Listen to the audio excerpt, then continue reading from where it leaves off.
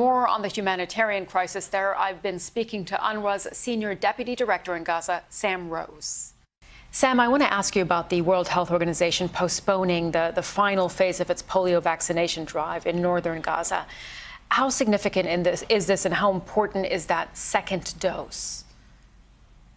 Thank you. No, I mean, it's a very, very sad day for all sorts of reasons, but it is sad that the World Health Organization, UNICEF, and my organization, UNRWA, working closely with the Ministry of Health, have had to call off the second round of the polio campaign in northern Gaza. I mean, it's a reflection of the catastrophic conditions inside northern Gaza, the heavy bombardments, the stress and the strain and the evacuations that people are under. But it's also a real concern for the success of the campaign overall, because if we're not able to vaccinate enough children, then the herd immunity that we're looking for doesn't materialize, and there's a risk that the vaccine could mutate and we could be dealing with a completely new strain of the vaccine. But look, given the realities of the conditions on the ground right now in northern Gaza, it just wasn't feasible. It wasn't possible to go ahead with a campaign such as this. You're saying the conditions are catastrophic in northern Gaza. Beyond the vaccination drive, what more is needed in terms of aid, and what is stopping it from getting to people who need it? I mean, if we're talking about northern Gaza, the situation is as bad as anything we've seen since the start of the conflicts. It's very difficult to get a precise read of what's going on, but we're getting testimonies from colleagues. We're seeing the video clips. We're getting the reports of incidents and bombings in UNRWA schools, reports and other buildings, reports of people bombed as they're trying to flee.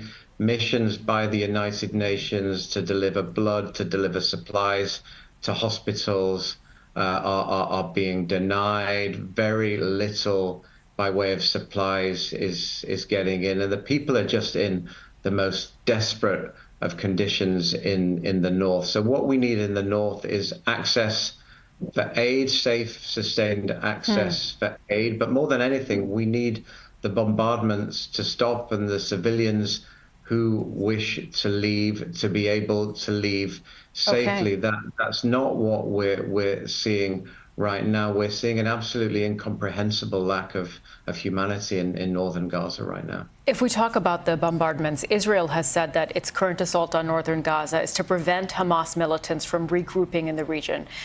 Has your organization seen some of these militants exploiting the civilian population? They're embedding themselves among the civilians.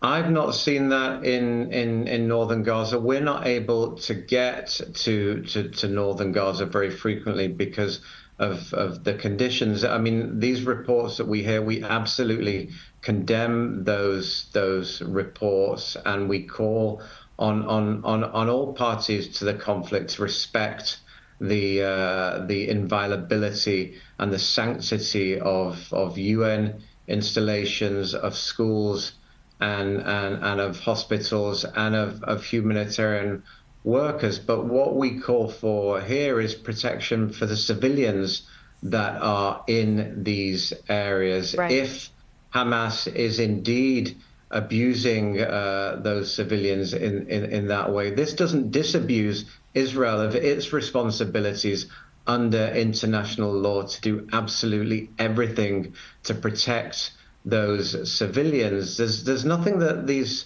civilians can do right now. They are trapped.